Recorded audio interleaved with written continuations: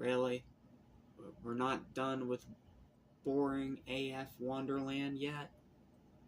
They just had to crap out one more shite pile? Really? Really? Damn it. So yeah, if you don't remember from the previous time that we visited this thing, I was not a fan of Alice in Wonderland. I thought it was a really boring, crappy remake that tried to do two different things at once and felt like two movies smashed together, and neither part worked because they were smashed together. But I did give that movie some credit because it did have some interesting ideas. You could see that Burton wanted it to be darker, and having a darker Wonderland's not a bad concept on paper. And the music was good, for the most part. But this one, zero redeeming qualities. Literally zero. I don't want to make it an 18 plus review because I don't want to make this a long review. So, let's just get through this quick. But I'm telling you right now, this is our first zero. And unfortunately, hate to tell you, it ain't gonna be the last. So, welcome back to Animation Station. Welcome back to Disney November 3 Corporate Calamity. Welcome to what I consider one of the absolute worst things that Disney has ever put their name on. Yes, I know, considering all the other crap that they've made over the years, that's something to say, but trust me when I tell you, I 100% mean that from the bottom of my heart. This is one of the worst Disney movies ever made. And I loathe it with every fiber of my soul. And because of that, I'm making this review as brief and lazy as this crappy movie. So, enjoy.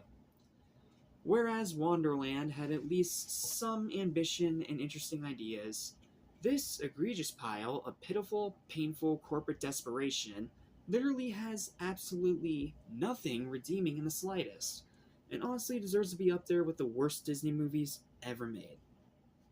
Animation, live action, no. In general, this is one of the worst Disney movies ever made. Just as bad, if not even worse, than some of those unwatchable direct-to-DVD sequels. Yeah, we really have sunk that far into the gutter. Story is atrocious and borderline non-existent, not to mention a complete incoherent mess, because literally nothing about the movie makes sense whatsoever. Every single character sucks. Everybody. Alice, Mad Hatter, the crap excuse for Red Queen, White Rabbit, White Queen, the weird, stupid time guy. They all suck. Every single character in this movie sucks. They're all either bland or cringe.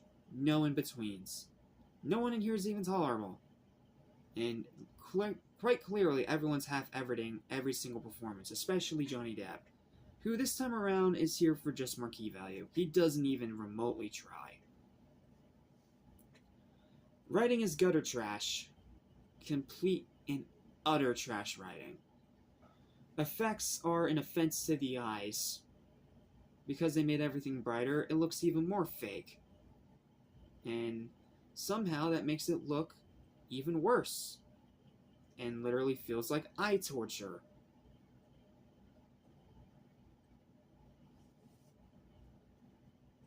Pacing is even more painfully slow than last time. Yes, believe it or not, this movie is actually slower.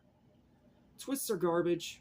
Every single one of them. They're either predictable, seen from a mile away, or make no sense. Ending is so stupid that it goes beyond comprehension. Honestly, this entire movie is so stupid it goes beyond comprehension, which makes me deeply question why the hell it even exists.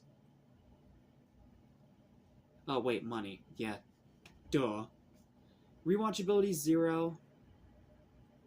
I could barely even get through one watch without wanting to punch my monitor.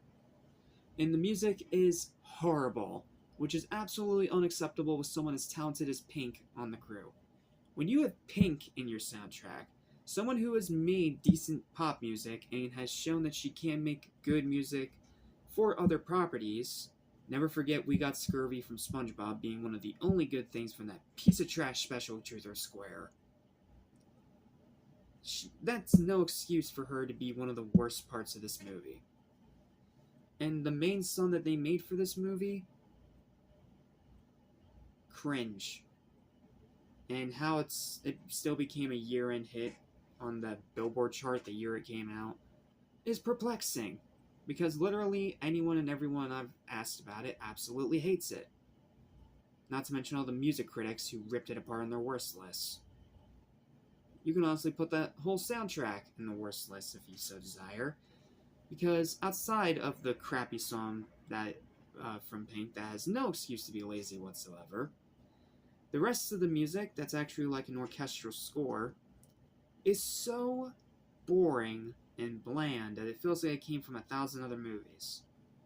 Heck, I wouldn't be surprised if half of it was stock music from a free audio library just to save time and money.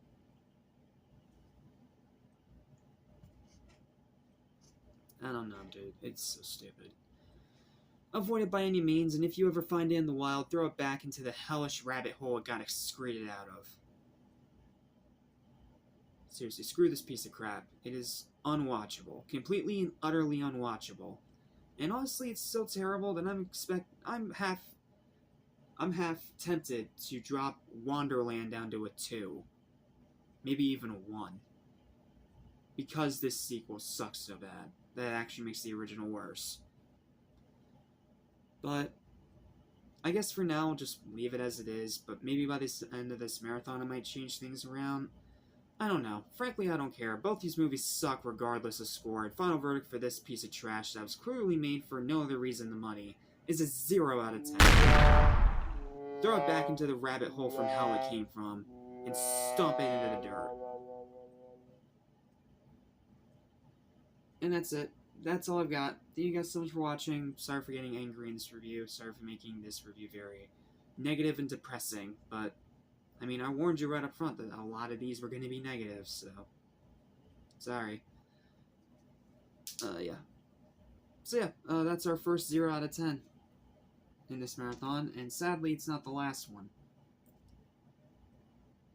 However, the next one we do have to talk about tomorrow is a little better, I guess. It's more just boring than actually egregious, but it still has some things to talk about, and lucky me, it's another one that a lot of people like, that I don't.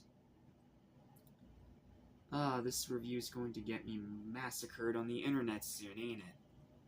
I'll end up throwing myself down a rabbit hole to try to escape the pitchforks. But, until then, thank you guys so much for watching. Please don't forget to like, share, and subscribe for more videos like this every single day. Feel free to hit the like button if you so desire to get this higher up in the algorithm. And of course, as always, feel free to leave your thoughts and opinions in the comments down below. That's it for now. Thank you guys so much for watching, and I'll see you next time for my kind of, sort of, not really controversial take on the 2017 remake of Beauty and the Beast.